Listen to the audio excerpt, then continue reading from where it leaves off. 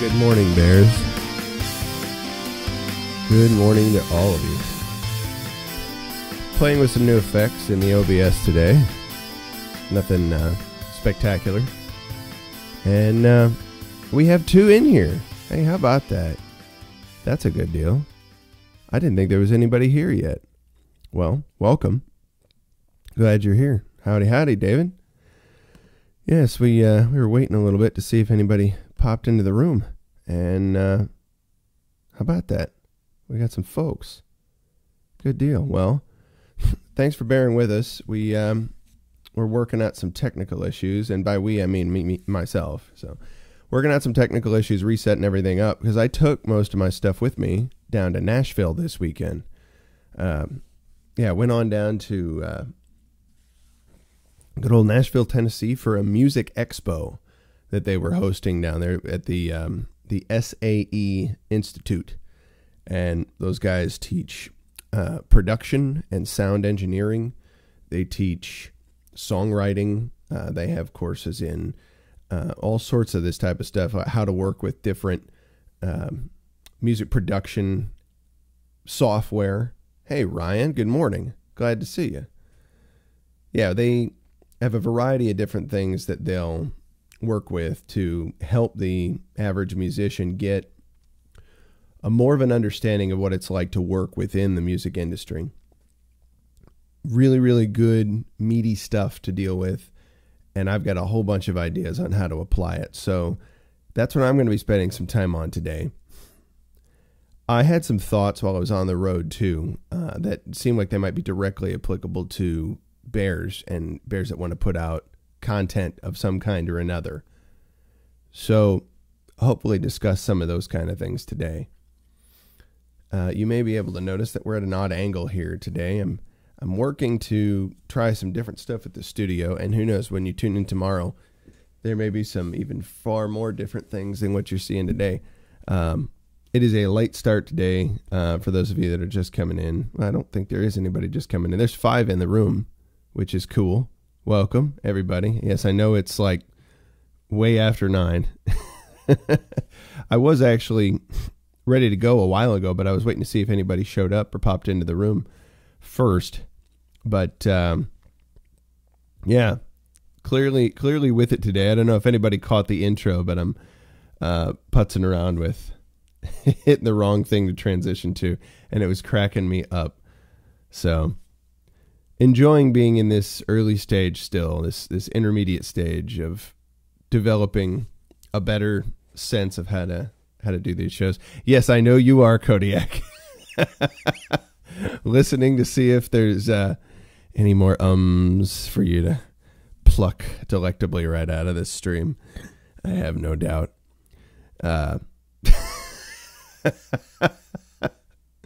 Unavoidable. No way to get around it. At any rate, I hope you all had a good weekend. And the best news of the day, Big Bear is back. Big Bear, oh, he's out in Saranac Lake doing tree work with Jason, which is fantastic. That's always a good thing. But, excuse me, gave us a little bit of a stream the other day. A couple little videos that were put out, and those were fantastic to know. So some people, I think, were starting to get a little curious, and I figured he's just on tour, he's busy, he's doing his stuff, he's taking a break for a minute, but you know, he wanted to come back in style, and yeah, I think he's been talking about how he's been pretty well impacted by knowing how many people really, really, really enjoy his live streams, like how much they get out of it, and shoot, you know, I've been inspired massively, obviously. Steve Pinder's been inspired. Excuse me. It's been good to see Artling start up his live streams. I don't know if anybody caught that the other day, but it's the second one I've seen from him. Hartling, he's been doing some live streams of creating art right then and there. And that's impressive. And the guy's very, very, very talented. And to do it all digitally, too, is impressive. So, yeah, it was a neat deal to see. But, excuse me. There's been some other people I know that have been trying to get some streams going, and they're getting their feet wet with it, trying to figure out what works well. You know, I'm still doing that. I'm still figuring out what is useful to share. And I have had moments where you guys have gotten to see some meaningful insights on what's been going on in the world around us in my own personal life. Ryan Mulag says, Meleg, is it Malug or Maleg? How do you pronounce it, actually, Ryan? Because I'm never sure about that. He does say he'll be doing videos soon as well on my bear chan. The original cowboy bear on YouTube. Nice. Well, I think I'm subscribed to you. I think I've got his channel subscribed. May League? Like Major League? Gotcha. Gotcha there. That's cool. Ryan May League, like Major League. Okay, so, wait a minute. What I want to do... No, I don't want to report him. I want to go to his channel. Can I do that? I want to... YouTube. WOJCICKI! There we go. She's always pulling something. So, for those of us that saw, yes, Big Bear has a secondary channel. He mentioned he was going to do something like that, or I heard a rumor that was probably going to happen, and sure enough, there he is. Okay, so I'm up on Ryan's channel now. Give you a little look-see. If that is that cool with you? Do you mind if I give people a look at your channel? Is that kosher, Ryan? Like Mom Luger? Oh, cool. That's awesome, dude. Yeah. I was gonna say, and I've got you as a mod on both channels, which is funny. That's hilarious. Hang on. I'm just gonna let people check her out here real quick. I'm gonna go back to my blank scene, and I'm gonna pop open a window so people can see this window capture. And hang on a second. Got to do this right quick. Yeah, I mean, you don't have a whole lot, but you're fixing to, you know, and that way they'll know what they're looking for. Let's see here.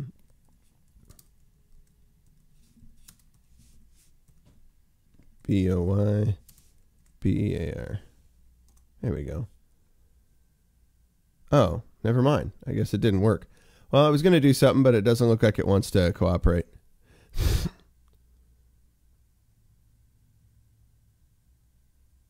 I will be doing stuff like my logging arch from Octavarium Gaming. Okay. That's interesting. Huh. I don't know about anything about what you're talking about. So I know Octavarium is a Dream Theater tune. I'm a big Dream Theater fan.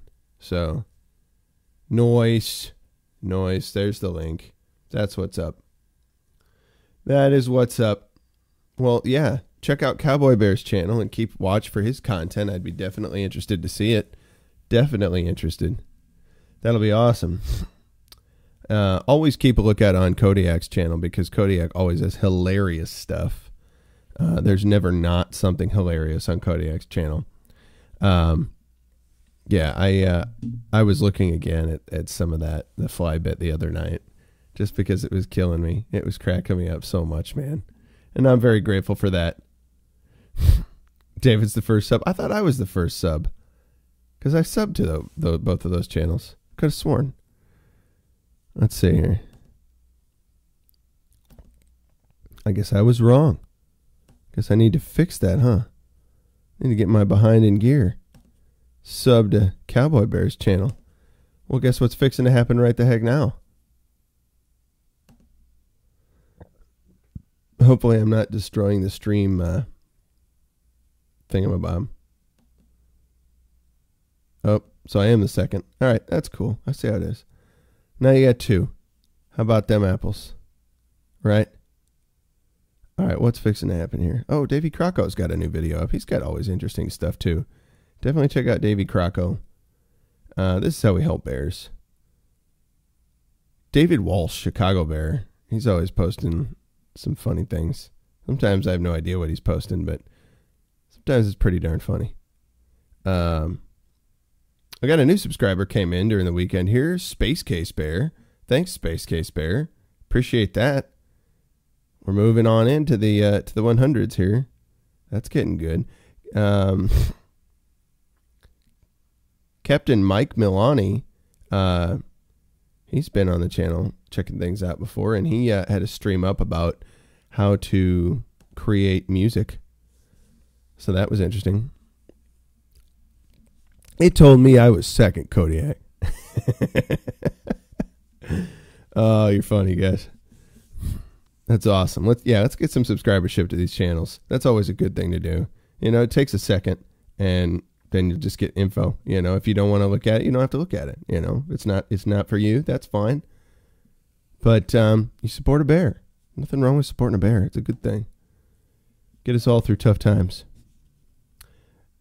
And speaking of getting people through tough times, I think I'm going to take this time to mention something in a slightly less than Petersonian fashion. Today is the final day.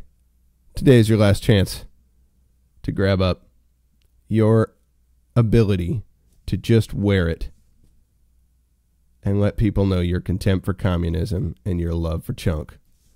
I mean, look at that dog. Look at that dog. He's so cool. He's the greatest chunk of all time. You can get them in 4 other fantastic colors. Bam. Look at that. They multiply just like that. And it's good stuff. I'm looking forward to getting one myself and being able to wear these on the stream. It ought to be a lot of fun. And the next time we have it go up, you know, we might throw in some deals, might throw in some contests, things like that, make it more fun. You know, get it interesting.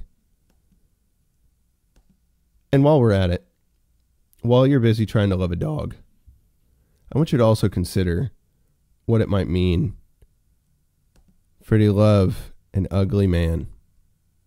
This man is so desperate to be loved. He puts his ugly mug, and he calls it ugly. He's got negative self-talk, you see. He's already speaking openly about himself in a negative way, right?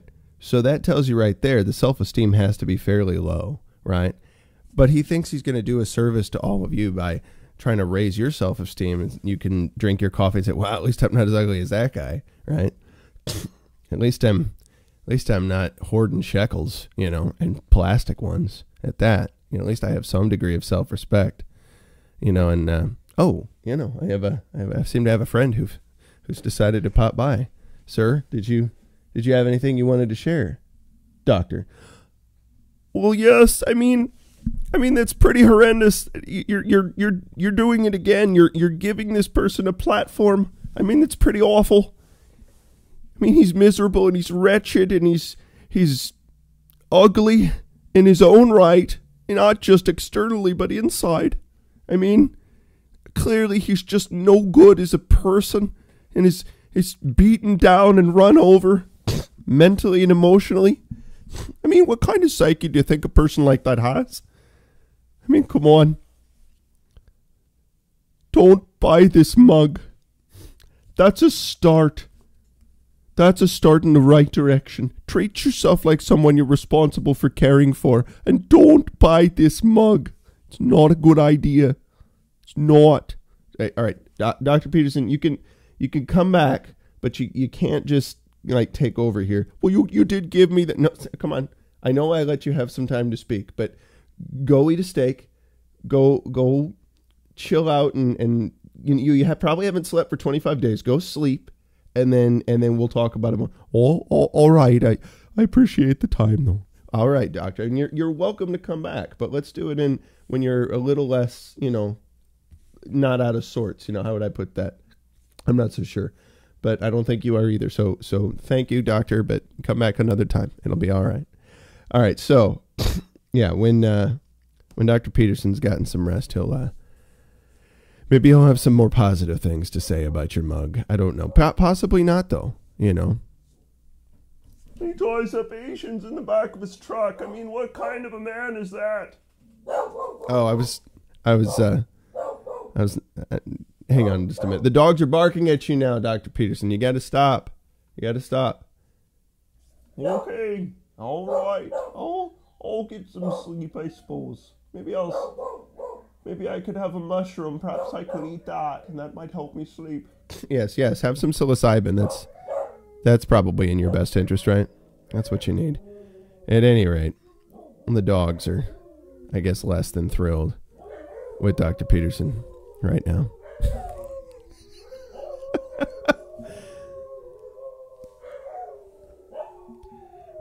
I could just put this on for a while. This is hilarious. That is so funny. So yeah, glad to have everybody in here this morning. I gotta write better comedy than that. I mean, it's funny, but it's just ridiculous. Oh man. Good Asian is a tied up Asian. I didn't see that before. Today, the shirt sale ends today. I was just talking about that, I think, before you came in, Steve. It's the last day. The last day for picking up a Love Chunker Your Commie shirt, right? It's the last one. And then that'll be done for a good chunk of time. Pun not intended. That just happened that way. But it's the last day for shirts. Oh, dude, you're so cool. You're so flippin' cool. Yep, we did pretty darn well with that. A lot better than I expected. And all your proceeds are going into supporting making this show better. I have some specific plans that I've got intended for the next couple of weeks. And yeah, shirts are a good thing. Shirts are fun. I better stop talking about him before Dr. Peterson tries to come back in here. He's supposed to be sleeping. He's supposed to eat some mushrooms and relax. But hopefully the dogs didn't howl at him too much before he left up the stairs there. At any rate, we have to watch out for those jump-ins from the doc. He's welcome to come, but he's gotta mellow out a little bit. Gets pretty intense. And I understand. If I hadn't slept for a month, I'd probably be pretty out of sorts myself. Anyway. So, I think I might be bringing Chunk by before the show's over today. But I'm not going to have a long show today. I've got some things that I definitely want to accomplish. This will be a shorter episode. I wanted to fill you in a little bit on what happened this weekend. So like I said, I went down to Nashville. And yeah, it was a 6.5 hour drive there, 6.5 hour drive back. And it ended up being a lot longer time than that I was actually on the road, because I'd stop and sleep at rest stops and things like that. Need to get gas at least once on the trip. So yeah, I left at about 10, way later than I planned to, on Friday afternoon. And yeah, Jace, I'll get to that. I'll explain. Left at about 10, and I ended up getting to Nashville, or I ended up getting to the place where I was headed to at about 9:15 on Saturday morning. So for those of you that hadn't heard it, I went to Nashville. Oh, dude. Well, see, I put it out in the thing.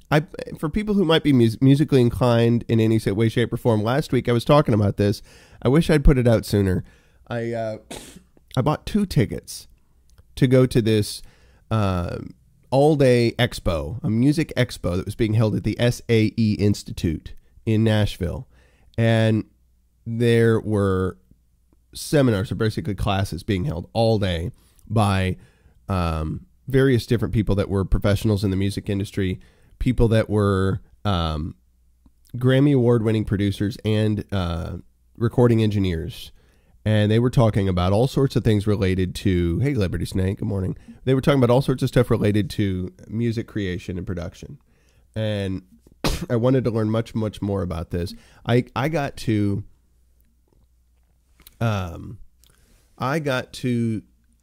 sit in on a class here from a recording engineer. I'm not going to be able to tell you his name now because I don't have the program in front of me. Well, maybe I do. Let's see here. I might have it still. No, I don't. That's all right. I thought I did. Maybe I did. Yeah, it's in this bundle here. Hang on a second. Would have been smart to have that handy and stuff, Oh, I gotta soft tube mouse pad. This is kind of cool. Remember mouse pads? So funny. But yeah, they had all sorts of different. Oh, I got a huge catalog of Pearl drums, all sorts of pretty drums and stuff that are in this catalog. But they had different folks there at the expo presenting new gear from their companies. Sound On Sound magazine was there presenting stuff, and it was a lot of stuff about gear and different things for your studio, and a lot of people that worked in studios and stuff like that were there. So it was a great networking opportunity to meet people within the Nashville music scene. But I sat in on a class where this recording engineer guy's name was Mike, and I can't think of the last name all of a sudden because I don't have the program in front of me. But he had with him the drummer for a band. I'm going to tell you that I'm going to go get this piece of paper because it's sitting nearby here somewhere, and I just have to grab it. Probably when I go get Chunk and bring him in here, but it was definitely worth it. This guy named Dan, who's a drummer for this really cool group that's based out of Nashville. And Dan played a couple of tracks from that group, this up-and-coming group.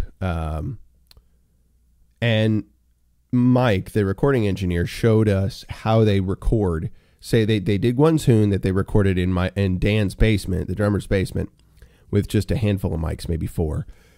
And they did another one that they used 15 different mics on in the studio right there that we were next to. So we got to go in the studio, see how all the mics were placed around this kit, like 15 different microphones, not even kidding, like 3 just on the bass drum. One that went into the sound hole of the bass drum, the port. One that was what they call a sub kick, and it's basically this microphone that it's like a pressure zone mic almost, and it's inside of I don't know if that's useful for anybody. It's basically like it looks like a tiny little 10-inch drum or an 8-inch drum, and they put a big like speaker microphone kind of thing. It's this weird looking thing, and it just picks up a lot more of the lower end frequencies from this thing. Then they had a third microphone that was positioned a little bit further away from the bass drum and capturing more of the tonal essence of the sound. So that's 3 mics on one drum. They had 2 mics on the snare drum, one above and one below. They had mics behind the kit, a couple mics in front. They had mics overhead. They had mics on each of the tom-toms. I mean, it was just wild how they'd set this kit up. It was unbelievable. But they explained to us all the ins and outs of how they got that mic set up, and then they could pick and choose what mics they were going to use or figure out how to work with all of them to create the kind of tone they want for the kit. So that was really valuable. The whole focus was how can you get a good quality sound even in a smaller room? What things can you think about while you're recording that will give you that higher quality, industry standard sound from a drum set to make your recording super quality? Excuse me. There were talks about how to create a good song, how to write a well-structured song, what some of the elements are of that, just help make the song more engaging for the listener, not to tell you what style to write in or anything like that. You could write in all sorts of different weird styles, but if you take some focus to considering the listener while you're writing, it's super important, especially in the recording process, because a song is really good when it communicates the message that it wants to communicate, and when it invites the listener compellingly to join along for the entire length of the song, right? The longer your listener is interested to carry on and listen to that song, the more they're able to connect with it rhythmically and melodically, the longer they're going to have the opportunity to listen lyrically to what's going on, the more they're going to get presented the message that you want to convey, and if you embed that same message in the rhythmic portion of it, in the melodic portion where there's a feeling or a sense that you want to communicate in the lyrics, that's injected into the music portion of it as well, then you really get the whole thing communicated much better, and it's better art that way. People tend to appreciate it more. So you're likely going to be a more successful artist when you consider other people while you're creating your own art, right? When you're thinking about listening to your songs from a listener's perspective. Everybody's all about this like fondue, chocolate and cheese going on right now. Like Mayor hijacked the chat talking about his fondue. I don't blame people. I'm like, man, food sounds good. David says he'll be in at Nashville in March, and that'll be a good thing. And then everybody's gone on the Fondue Fest, huh? That sounds pretty cool, man. Oh man, it sounds like everybody enjoyed their cheese and chocolate over the weekend. I would have enjoyed that too. I was busy getting educated about the music business, and it was definitely worth it. Every bit of it. I got to meet a ton of different people.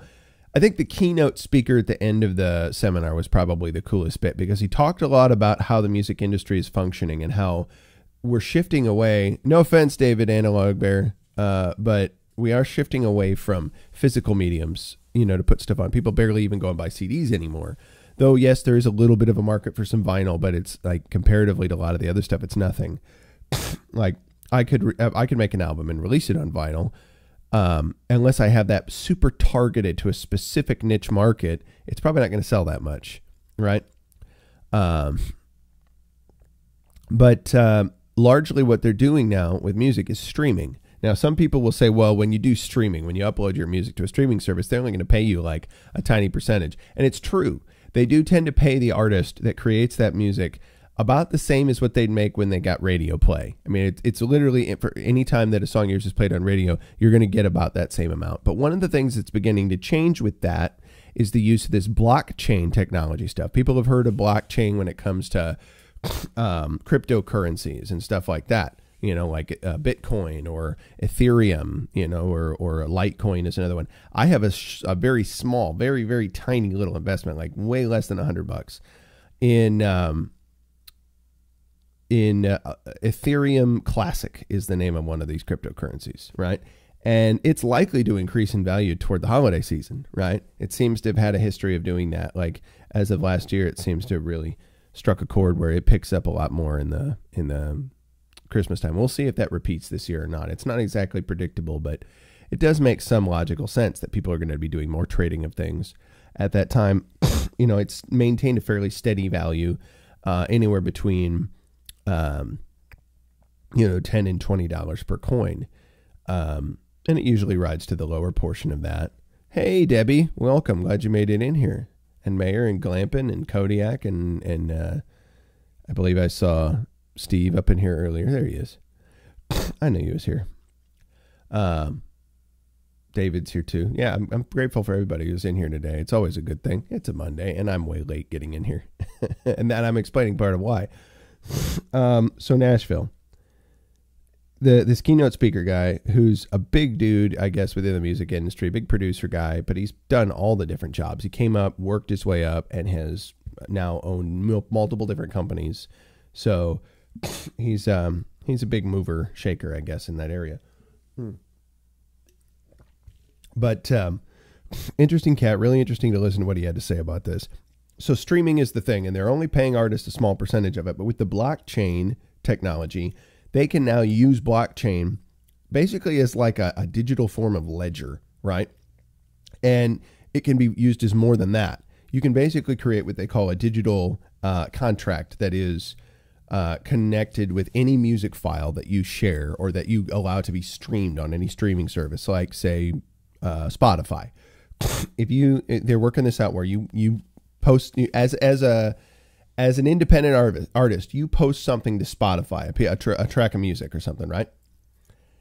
With that should be included a digital contract. It's got your name in it. It's going to have the name of all the other musicians that served on there. It's going to have the name of the recording engineer, mixing engineer, any of that stuff, if you used that, right, in the industry. And all of those people are going to, all of those people are now going to be given their appropriate credit. But if you set it up properly, all of those people are also going to get paid their appropriate percentage for each play of that song on that streaming service, right? So let's say the average artist is only making maybe 7 to 15 cents per play of their track. Not a whole lot, right? Not a ton. But, or not, I shouldn't even say that. It's 7 to 15 percent of however much is given for that track. You know, the rest of it goes into all sorts of other things. You don't get a lot. You don't get a lot of money back for individual plays of a song. It's pennies, but those add up quick. There are over 900 different streaming services that you can subscribe to for free, right? Or for a fairly small fee to get in on.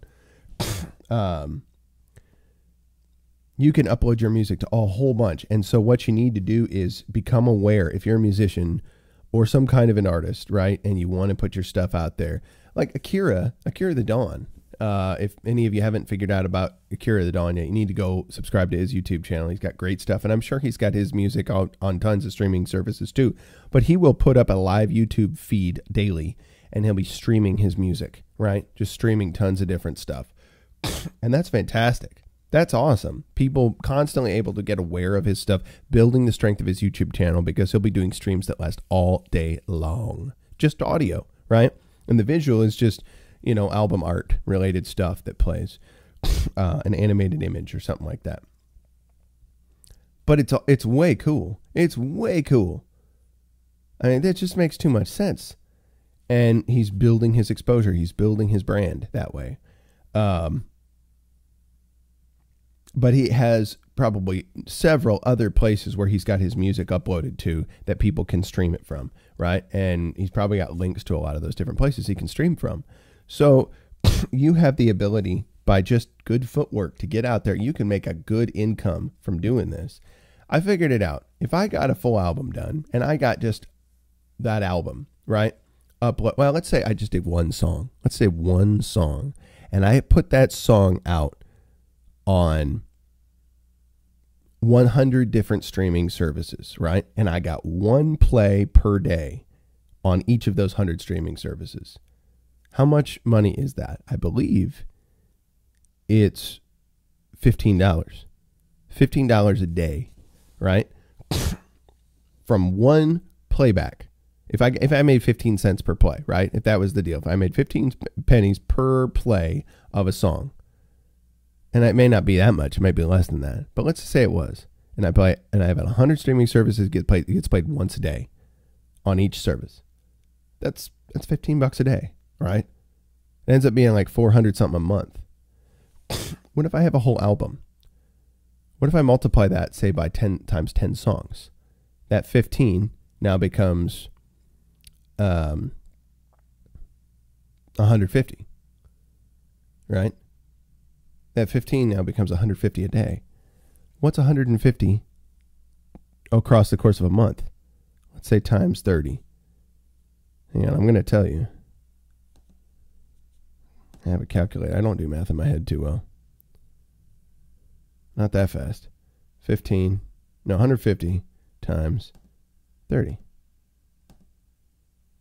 It equals $4,500 a month. $4,500 a month. Think about that. 150 times 30. That's a few shekels. You're right. If you're a musician and you make good music, right? Now, there's no guarantee you're going to get a play a day on each of these, that each one of your songs is going to get a play a day, right? So that's really saying, let's say you had one song and each song got played 10 times a day on 100 streaming services.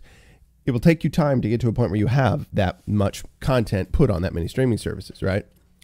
It's going to take some legwork, right? It might take you a little while to get to that point. But if I got one album's worth of stuff, right, I could make enough to, have a monthly income. Hey, Kick, you're welcome. We're talking a bit about my excursion to... Oh, you're late. I'm late, man. I didn't get in here until like almost 9:30. Yeah, it was a tough day getting set back up. Been talking about going to Nashville this weekend. Went down there for a music expo, right? So this is part of what I learned from that music expo. Streaming is where it's at right now. And because of the digital contracts that can be created because of the blockchain technology, which is the foundation for like the cryptocurrencies and everything. Kodiak. Yeah, you can make sure that you get paid, right? It basically is a way to cut the middleman out. And so the music industry has consistently rejected new technology for the last 100-something years. It has consistently rejected new technology to say, no, we don't want it. We don't want it, because they're making the money in the way they make it. They're not set up well to accept innovation. Yeah. You can totally make a living streaming music on different live stream stuff. Now, the thing is, how do you make that happen, right? And I'm going to get into that in a moment, but, excuse me. The music industry rejects new technology. It just has consistently every time, because it figures out we're going to lose money. They slowly learn to accept it. They slowly learn to figure out but eventually it's too late. You know, it's like they're into it and they're a little behind the curve because other people have been getting into it. Independents have been getting into it. And so they've established their, high pie in the sky music industry ways of doing things. And they like to manipulate things. They try to make it where, only certain groups, get accepted to do certain stuff. And there is the Pareto distribution concept that figures into that. There's going to be a small percentage that actually puts out the majority of the content. That's just what's going to happen. But with the technology that's available to us now, as it's continued to go along, more and more people have been able to put out music. You go back into the days of the Catholic Church, right? I should say like ancient times of the Catholic Church, medieval days, right? When music was a concept that was sort of obfuscated to those that were trained in it, right? Only those that were specifically chosen to be musicians, right? And receive this special knowledge. As education became, as the Gutenberg press came out and was able to print different things that taught on these things, now the average common person who could read now has access to understand how to do these things, right? Time continued to go on, and this kind of information was proliferated more, right? And more people wanted to, or I should say, were able to get access to knowledge about how to do things they had a small interest in. And so you can have not just like professionally trained musicians, you can have people of all sorts that just want to dabble in it. They just want to do some fun stuff with their friends once in a while. Play songs around the campfire, to people who make a career out of it. And you can have all the in-betweens as well. So there's just a wider range of use of knowledge, especially within the music field, than there used to be. The technology is accommodating that better and better to make sure that if you want to make some degree of living with it, be it a little side hustle or your full income, you can now do that. And it's going to get more and more available to do that, but not without some, resistance from the people that are making the buco millions in the ways that they're doing things. And it's not to say that they shouldn't be. They're doing it appropriately. It's just that their business model is kind of getting old, right? It's not necessarily the wisest way to go about it anymore. And people have to be willing to adapt and change to new ways of doing stuff, or different ways of doing what they've already been doing. That's the state of entrepreneurs. When you're an entrepreneur, when you own your own business, you're constantly having to do the same thing too. You have to stay relevant within your field. You have to keep learning and educating yourself. Even if you work for a company, whatever job you do, you have to stay relevant. I mean, like Steve is a graphic designer. You have to stay current with the latest software to know how to do it well, I would imagine. I don't figure your boss is going to be too happy if 10 years down the road, you're still using the same programs you use now. I would figure he wants you to learn how to use new stuff. Would I be right in suggesting that, Steve?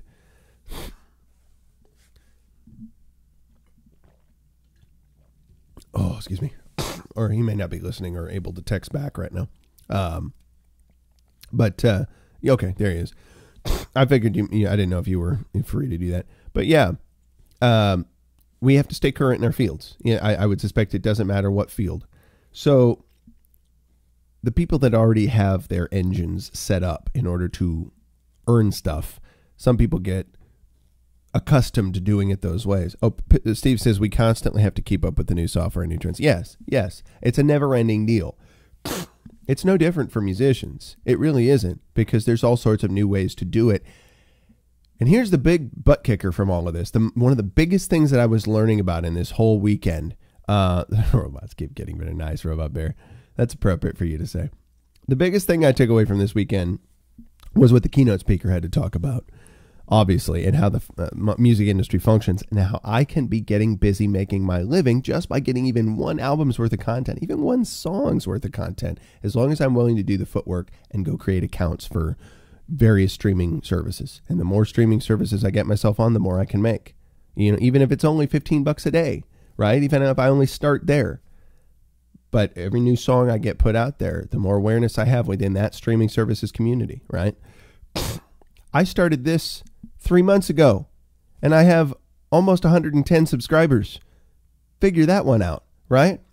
Unreal. And it's by total organic growth, meaning it's you guys. Hey, Mama Bear's here. I didn't see you before. I think I did, and I'd forgotten. Mama Bear, you're awesome. Glad you're joining us. Kika, you're awesome. Steve, you're awesome.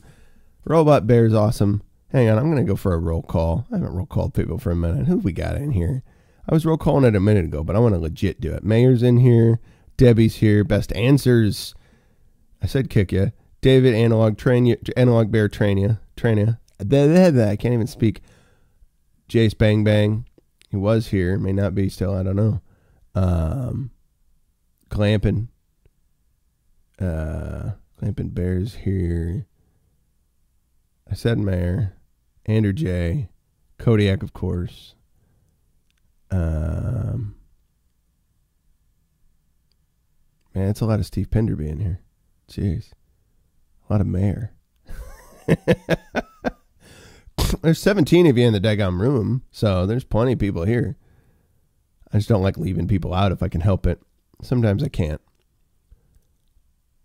Steve might also have an Asian tied up behind him somewhere, you know, if he's here. So that might count as two.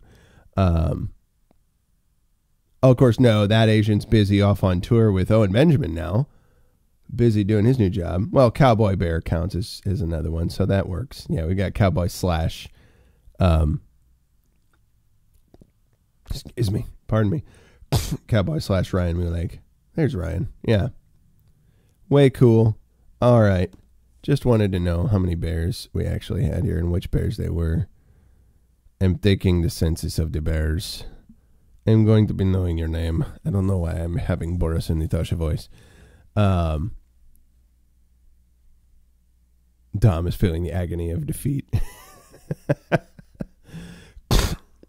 Oh, man. You guys are killing me.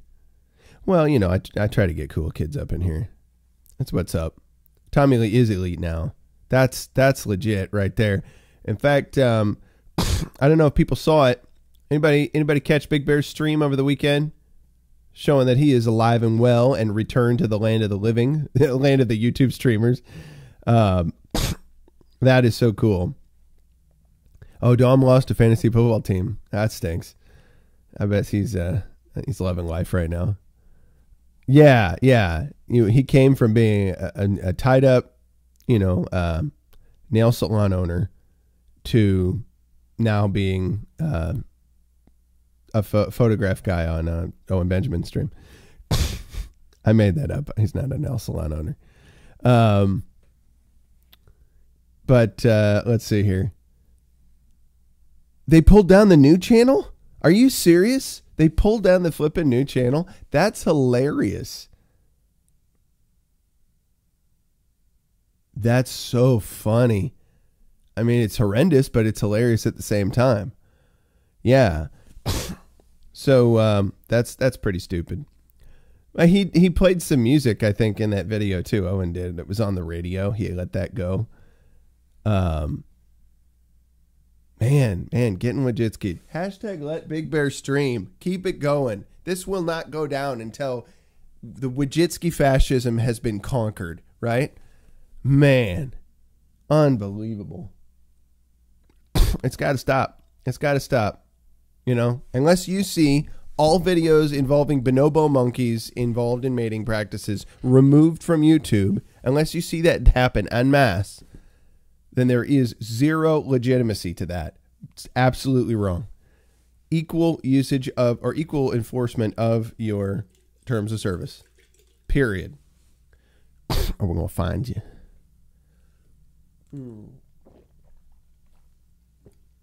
Bears confront.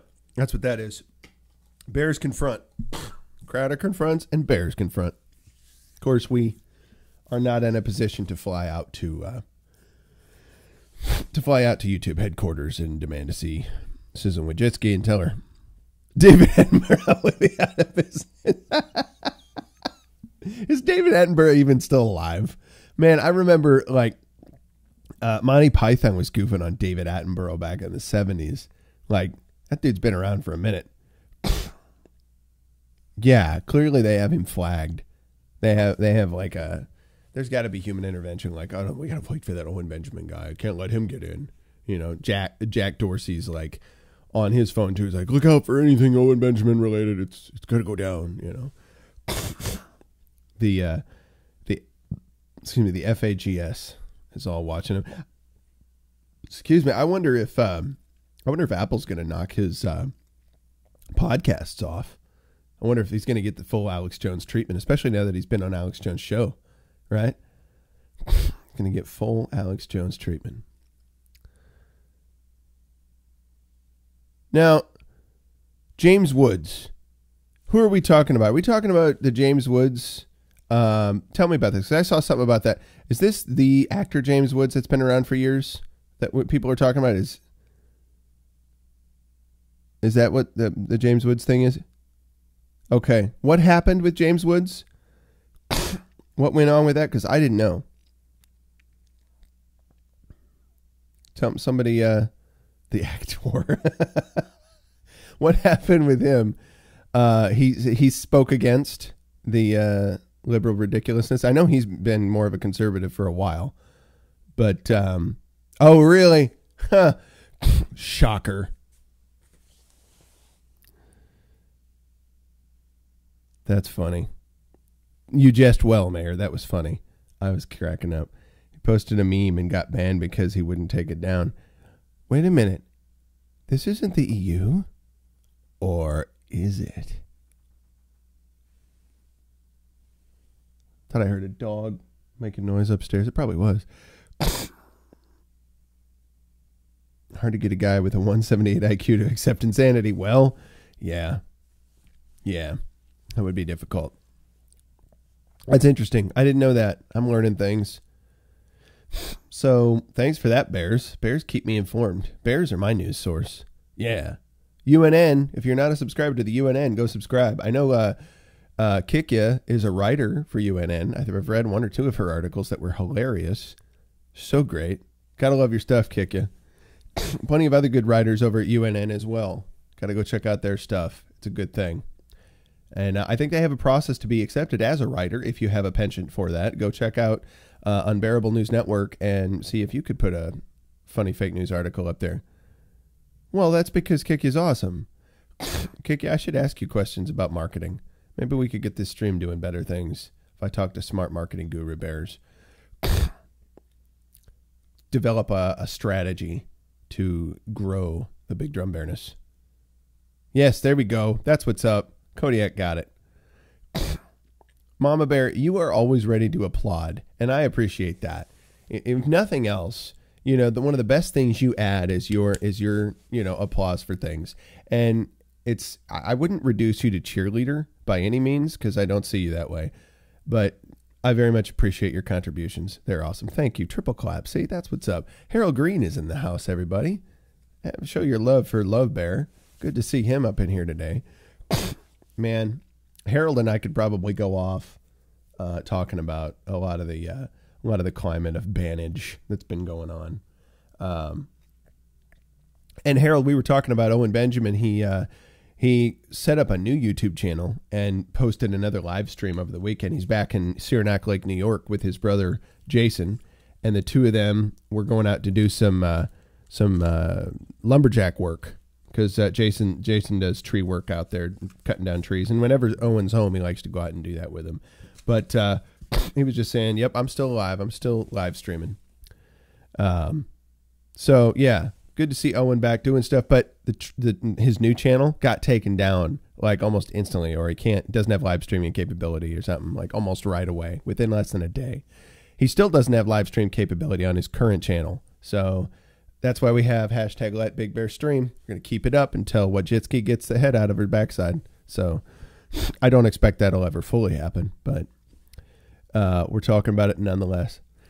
We're also talking about, Harold, something that I went and did this weekend. And I mentioned something about it to you that I was going to have a chance to do this. I went down to Nashville and took part in a music expo that they had going on at the SAE Institute. It was a whole day's worth of classes on music production and recording engineering and songwriting, all sorts of really, really good stuff from producers and engineers that are Grammy Award winners. And then we had a guy that was a keynote speaker at the end that talked about the state of things in the music business. We should talk about this. But if you're a subscriber to Spotify or other similar streaming services, Harold is on Spotify. And in fact, you also want to look up another great musician. We'll try to get some links up to his stuff, but you want to look up a guy named Tom Marco. Harold is the guitar player on an album by Tom Marco. That is fantastic. It's all jazz stuff. And Tom's unbelievable. He was a percussion director over at Illinois State University. And I've seen him with his group perform several times. Unbelievable. Stellar musicians. On fire. And Harold works with them plenty. Oh, by the way, Harold, today's the last day. Today's the last day for your chunk. Show love to your chunk shirts, right? Today's the last day for getting Love Chunk or your Kami shirts. Also available in a variety of other fun colors. Got to check it out. Yeah, not the Society of Automotive Engineers. No robot there. So yeah, Harold, if you want your green Love Chunk or your Kami shirt, now's the time. It is going out. It will be done. I'm going to grab one too so I can wear one for the show. Yeah, you got to go to the ghm.org if you want to learn more about the classes that Greenhouse Ministries teaches. We're all about the plugs here. We're Shapiroing. We get a little we get a little Shapiro-y on this show. It does happen, but we're promoting bears. You know what's wrong with that? Got to promote bears. Harold, you should look and see if you can put a little bear icon, a bear emoji in your Google name.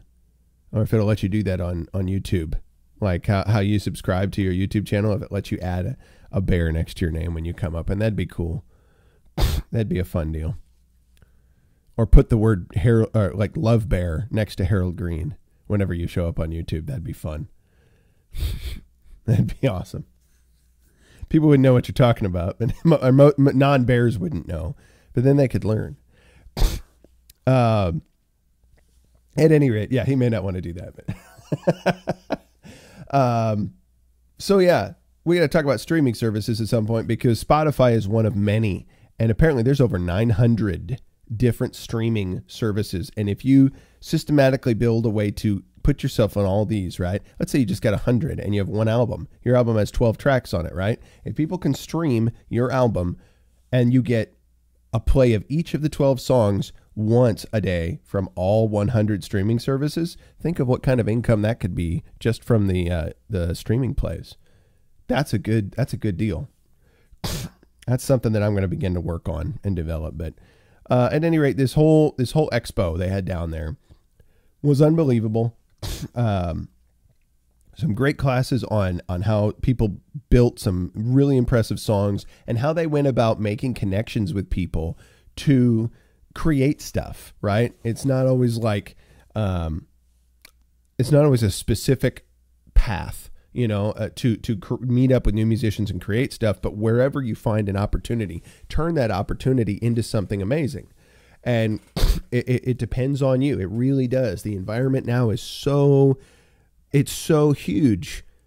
You can get a piece of the pie. It may not be as big as some other people's, but it can make a piece of the pie yours through your art successfully enough that you can make a living, and a good living, a really good living. So, hey, Glampin's channel. Go to Glampin's channel for stuff. Tommy Lee is here. Is he up in here? The elite Tommy Lee. Hey, what's up, Tommy?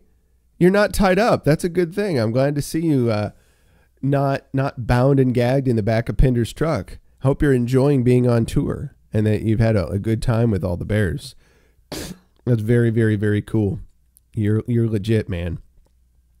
Go check out Tommy on Instagram too. He's got a cool Instagram profile. I enjoy the heck out of it. Tommy Lee the Bear. He's a good guy. Or Big Bear's truck. Yeah, you don't want to be tied up in Big Bear's truck. Well, let's hope that he and Jason don't decide to just take you around in the back of their vehicle while they're going doing tree work, and then they leave you underneath the tree before they fell it. You know, that'd be bad. Or that they don't decide to just toss you in a bonfire. You know, neither of those things would be good. I realize I'm making references that only bears who have seen the recent Owen videos would get, but it's fun for me, and I suppose it's fun for you folks. So that's the thing in this group. We can make in-group jokes, right? It's inside jokes that only we get. You know, somebody else walks up in here and be like, what the heck is wrong with you? So I get that. There's an element of that's a little odd, but it's still fun. So yeah. There's so much you can do if you're a musician or if you're into some kind of creative endeavor. If you're an artist, you know, you can get into doing that. You can create album art, right? For different musicians out there. You can have different things that are your style. Hugh Sim was the guy who made Rush's album art throughout their entire career. He's made incredible stuff for so long. And you could get established with various bands that way because it takes a lot less time. It takes a lot less time investment. Yeah, dude, we'd love to see a video from you about the tour, man. That'd be good to see. Hey, Mofo Nature Bear, you know it. That's what's up, dude. Hashtag Let Big Bear Stream. Let's see. What was I saying? I lost my train of thought. So if you're an artist, if you're a physical artist, you could create art that that you can then proliferate by connecting with other musicians or other artists in different ways. There's a myriad of different ways to get your stuff out there, and streaming is definitely a thing that's happening more. But if you connect it digitally with other people's artwork, musical artwork, things like blockchain technology will ensure that when somebody streams like a person's song, right, and your art is their album art that comes up whenever that is streamed, you'll get paid. You'll get a little piece of that pie whenever their thing streams. If you get connected and put on the digital contracts that go along with those music files. So now we just found a way for physical artists to make a bit of a living doing that kind of stuff. And it's small, but it's something. It's just worth thinking about, man. Making 3D printer patterns or printing patterns for other people to print with their printer. That could be a way cool idea, Kick ya. Heck yeah. If you've developed different designs and things for people, and you could find ways to market that. And when you can cross connect it with other people, that's a good thing too. You know, find ways that could be useful. You know, that's an idea. What if a graphic designer or artist could create like a 3-dimensional version of some of the album art for somebody's album? If you have a 3D printer, you could print it out. You could print out your own. That'd be wicked cool. That's a really good idea. Man, I'm thinking now. I mean, it's one thing to have 2-dimensional art or to create like a Fourier transform and have like the 3D version of it on the album cover, you know, or even in the album art digitally, right? You could represent it digitally that way. There's ways to get that going on. But if you could create like, I don't know, like designs of characters that you talk about within the context of your album, like if your album is like a story and it has different characters involved in it, you could 3D print like different little characters and have them, you know, you could act out different parts of the album, make new ways to make music and physical art merge together, and even the digital side of a lot of that, all interactive, so you can get people more involved. Man, that's way cool. I don't know. I'm having all sorts of ideas now just from little things that you guys are saying. That could be a lot of fun. You know, Harold had told me this story, and I'm sure we would have talked about it. in our interview, and I'm going to take the liberty here and expect that it's okay to at least mention it just en passant, because he told it in public more than once. So I don't figure that it's privileged information. But and if it is, and I'm overstepping my bounds, Harold, you're welcome to chide me on that. But I'm feeling confident enough that it's not. So his song "Man Inside Me" that we've played a little bit of on here more than once. He's had this, like, I don't know, vision about that, or a mental picture in his head about maybe what a deeper meaning behind this song is, and that's post writing it. Understand, but he had this idea that it was like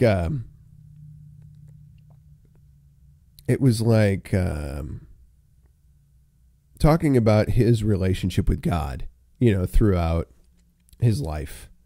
But how he's approached that. It's like, the man inside me is not a man at all, just a lost and lonely boy waiting for someone to call. I think that's how it goes. Yeah, the man inside me is not a man at all, just a lost and lonely boy waiting for someone to call. I think that's how it goes. But let's see here. Yeah, you're a good muse, Kick Ya. You're doing a good job there. So he pictured this, like, idea of God, like, picking him up in his loneliness, right? But then God was like this Megazord from Power Rangers, Somehow God was like this gigantic robot thing. And God put him inside, like the Power Rangers up in the cockpit, right? And God's still in control, right? God, you're not going to control God. That's not the idea there. But God lets you along for the ride, right? And so he's up inside the cockpit of this Megazord, and he's like driving along with God and shooting the weapons and stuff and slashing the sword. And that every time he hears the song now, or every time he plays back the song, I get this idea of Harold's vision of being in a Zord, because he said this was some sort of like a daydream or vision that he feels like God sort of inspired him with to think about in connection with the song. It'd be so cool to create like a God Zord and to have a little Harold to put inside of it and have that pattern created for that song. And so you could put this into a 3D printer when you play back the song, and it creates it creates Harold inside of the God Zord. That'd be awesome. That'd be so flippin' cool. It's so ridiculous, right? It'd be way cooler if you could print the individual parts of the Zord, and then it's like a transformative one, right? It's a Zord that transforms into like a cross or something like that. Somehow it all the pieces fold up and they become like I don't know. It just seems like it would be really, really awesome. So yeah, there's some ideas there. Kick Ya, you just got my mind going. Man, I need like a big marker board right now, and I just have a brainstorm session of all this kind of stuff. That would be so flippin' cool. The man inside me, God Zord, with mini Harold action figure with his PRS guitar.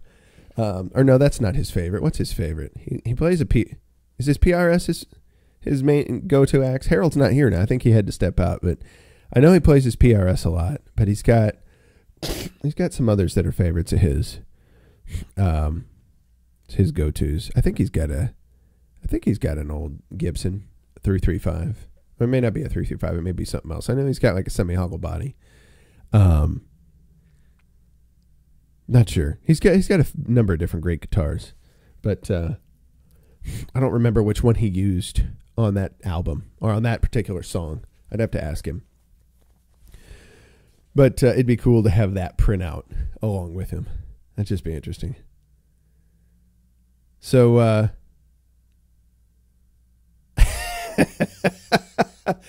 Dom is now aware of Pinder's smack talks because Mom is talking behind his back, telling him stuff. Not really behind your back. She told you about it straight up. That's funny though. That's hilarious. So we've got these little secret wars going on behind the scenes here.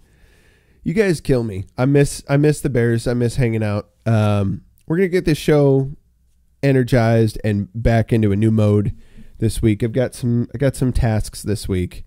I want to get to a point where my goal is like a song written per day, right? And that's written, not necessarily produced, but written. You need 4 things to get a song put together. You need a percussive beat of some kind, be it drum set or other percussion. You need a bass line. You need a melody. And you need some chords to accompany it, to push it along a little bit. And it's your choice as to how you do that. But start with that basis, 4 things, if you're interested in music, and see what you can come up with. Start with the fundamentals. You could even have something even more simple. We had a songwriter that was talking with us a little bit, producer as well. And she talked about how she took a little recording, simple little recording they did in her bedroom with guitar and voice. Some other male singer that has a really unique, interesting voice, and played a guitar part to go along with this, and recorded it obviously with a metronome to keep it, synced and everything. Then they flew it into a bigger project and added all sorts of other stuff. And this is like an industry standard kind of song, the way they put it together. Really impressive, really impacting. And I have a clip of it, I think, that I recorded. I got audio recordings of all the different seminars that I went to that day, and they were really, really interesting. I may not have been recording that one, which kind of stinks. I hope that I was, because there was so much good stuff. But I'm wondering if I didn't remember to record that one. That stinks if I didn't, because it was so good. But lots of cool stuff that I got to listen to that day, and I'll have to listen back to my notes. But yeah, Nashville Music Expo put on by SAE Institute. Worth checking out. They had lots of cool gear there. They had crazy keyboards and other devices. They had a synth device, which was also a sequencer. It was this cool thing you can plug into your computer by USB, and you can create all these different little patterns and stuff. It's a lot more relevant to like electronic dance music and stuff like that. But excuse me, something I imagine that somebody like Akira the Dawn would be using. Betamax. Somebody's bringing up Betamax. What about Dom? That's so funny. That's hilarious. Oh man. At any rate, yeah, I'll be really excited to show you guys more of what's to come with a lot of the things I learned. And I'm definitely going next year. If you're a musician or you're remotely interested in the recording arts of some kind, you want to make recording art some part of what you do in your day, understanding how some of that works. Maybe you have like an interest in the engineering side of it or the production side of it. Definitely something to learn more about. They're going to put another one of these music expos on in Nashville. And I think there's some that they do around the country, different places. But next year, about the same time, they're going to do another music expo. And I bought my tickets early. It was $25 a ticket, definitely worth your while. I wish I'd known that Jace Bang Bang Bear lives there. I would have said, come on over, man. Come hang out with me for the day. I would have loved to hang out with a bear. Would have been so awesome.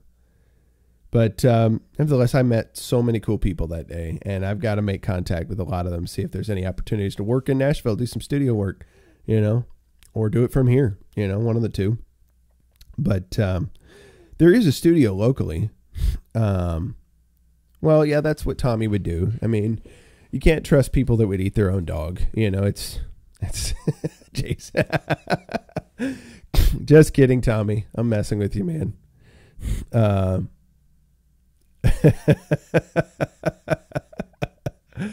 Oh man. I've told you, Tommy, I think, about this cat I used to work with when I worked security. There's a guy who's I guess Vietnamese in his heritage. His family's from over there. He's an interesting dude. And first day when I met this cat, he walked in. He told me, "I'm a banana, Sergeant Red. I'm white on the inside, yellow on the outside." I was like, "Oh my gosh, dude!" He set the tone, right? He was ready to crack stuff like that. So I was like, and he follows me in Twitter. You'll catch him in Twitter from time to time, or not Twitter. I'm sorry, Instagram. He follows my Instagram and makes comments in there.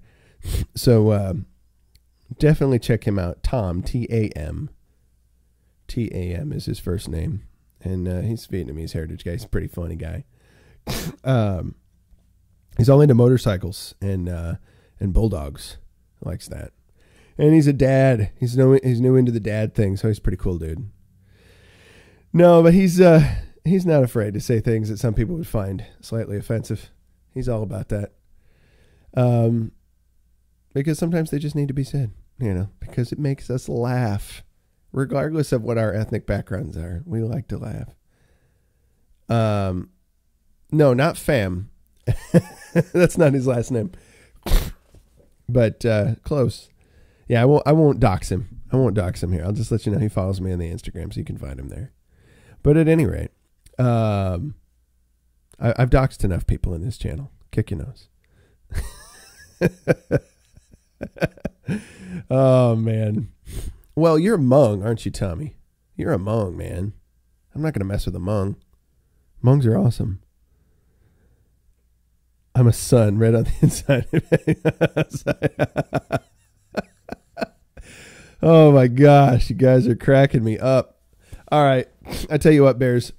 I'm going to have some more substantive stuff. I want to get an interview going. I've got a couple people on the block, but I've got to track them down.